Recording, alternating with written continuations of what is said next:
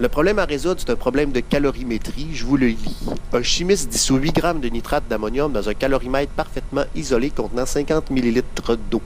Quelle sera la variation de température dans le système?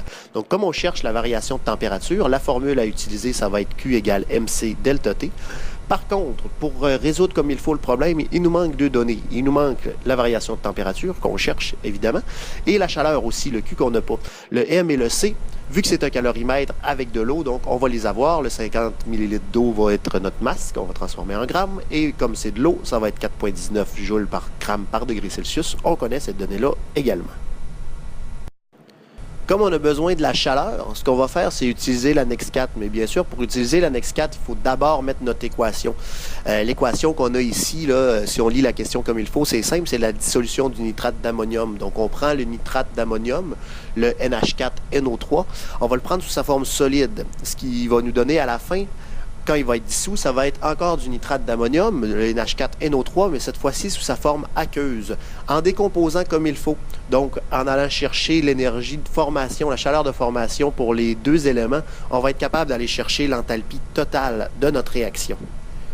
Pour pouvoir utiliser les chiffres dans l'annexe 4, je vais d'abord devoir décomposer les molécules que j'ai dans ma réaction, c'est-à-dire mon NH4NO3 solide et mon NH4NO3 aqueux.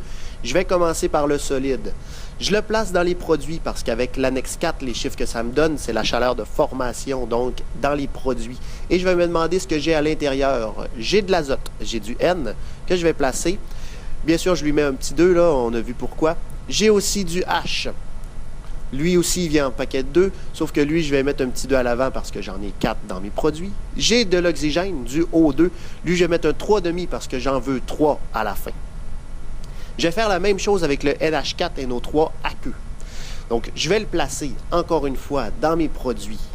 Et ici, je vais encore le décomposer. Ça va être la même chose que tout à l'heure. On se souviendra que le N, le H et le O, je les ai mis en paquet 2 parce que dans le tableau périodique, ce que ça me dit, c'est qu'à la température de la pièce, ils sont gazeux. Ils ne peuvent pas exister tout seuls. Il faut absolument qu'ils viennent en double. C'est pour ça que je leur mets un petit 2 juste à côté. Quand ça c'est fait, donc quand je les ai décomposés, là je vais aller chercher les chiffres dans mon annexe 4. Donc je vais aller chercher pour le NH4NO3 solide, j'arrive avec une variation d'enthalpie, une chaleur de formation de moins 365,6 kJ. Je vais chercher aussi pour le NH4NO3 aqueux. Lui, je trouve une variation d'enthalpie de moins 339,9 kJ. Je vais les noter, je vais en avoir de besoin pour les prochaines étapes. Pour pouvoir utiliser comme il faut mes équations et les données que j'ai trouvées dans l'annexe 4, je vais devoir faire une petite modification parce que mon NH4NO3 solide, il est dans les produits, mais je le veux dans les réactifs. Donc, je vais inverser mon équation. Je vais la changer de côté. Je vais prendre mon NH4NO3 solide, je vais le mettre dans mes réactifs qui vont me donner mon N2, mon H2 et mon O2.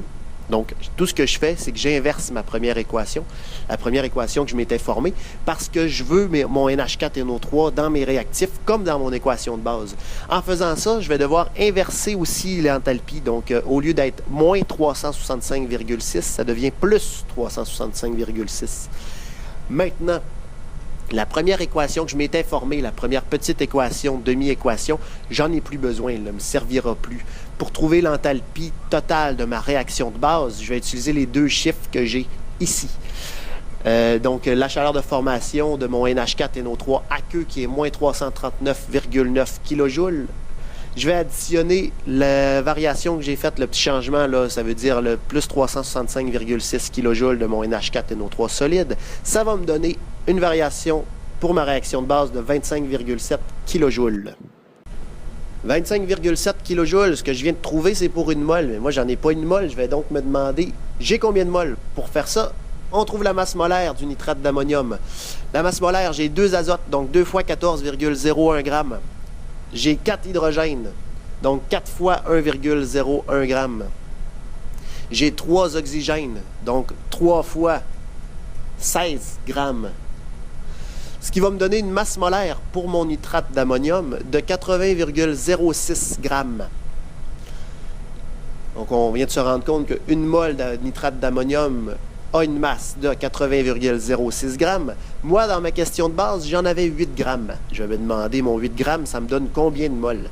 Pour faire ça, tout ce que j'ai à faire, un petit produit croisé, 8 grammes fois une mole, que je divise par 80,06 grammes, ça va me donner 0,1 mol. C'est avec ça que je vais travailler. La dissolution du nitrate d'ammonium, c'est une réaction qui absorbe de l'énergie.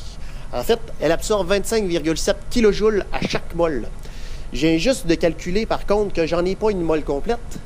J'en ai 0,1 mol. Je vais donc regarder combien mon 8 grammes de nitrate d'ammonium va avoir absorbé d'énergie. Tout ce que j'ai à faire, c'est résoudre le petit produit croisé que j'ai ici. En résolvant ce produit croisé-là, ça va me donner vraiment combien d'énergie a été impliquée dans la dissolution de 8 grammes de nitrate d'ammonium. Donc 25,7 kJ fois 0,1 mol, je divise par une mol. Ça va me dire que mon équation, ma réaction que j'ai faite, la dissolution que j'ai faite au départ, a absorbé 2,57 kJ. Pour le reste du problème, je ne travaillerai pas en kilojoules, je vais travailler en joules. Je vais donc faire fois 1000 joules par kilojoule pour le transformer en joules, ce qui va me donner 2570 joules. Ça va être la donnée que je vais utiliser pour le reste du calcul. Il nous reste à résoudre notre problème de base en utilisant l'équation Q égale MC delta T. On a presque tous les chiffres. Ce qu'on cherche, c'est delta T. On va donc l'isoler. Delta T égale Q sur MC. Pour trouver la chaleur Q, donc on va utiliser l'énergie qu'on vient de calculer. Tout ce qu'on va faire, c'est changer son signe, parce que la chaleur que la réaction a absorbée, c'est la chaleur que l'eau a dégagée. Donc le signe est inverse. Pour la masse, on le sait qu'on a de l'eau.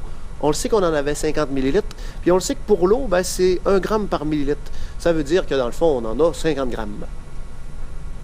Pour le C, la capacité thermique massique, c'est de l'eau. Donc c'est 4,19 joules par degré Celsius, par gramme par degré Celsius. On va remplacer dans notre formule QM et C par les chiffres qu'on connaît.